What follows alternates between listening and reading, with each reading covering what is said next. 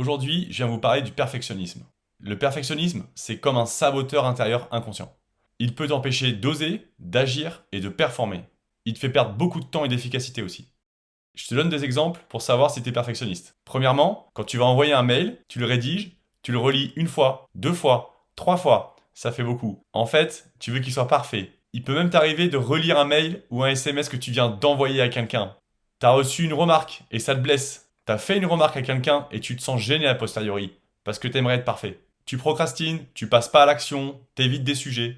Dernier exemple, tu peux être frustré quand les résultats tardent à arriver.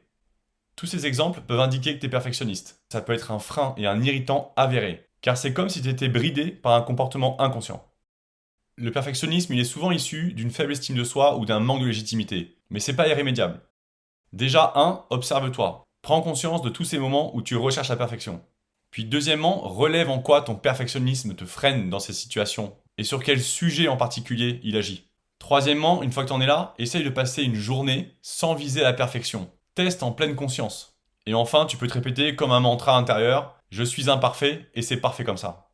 Allez, ne reste pas freiné par ton perfectionnisme. Et si c'est le cas, contacte-moi qu'on en discute. Je suis Gilles Reynaud et je coach les solopreneurs. Je dope leur audace et leur leadership pour que ils et elles fassent décoller leur activité.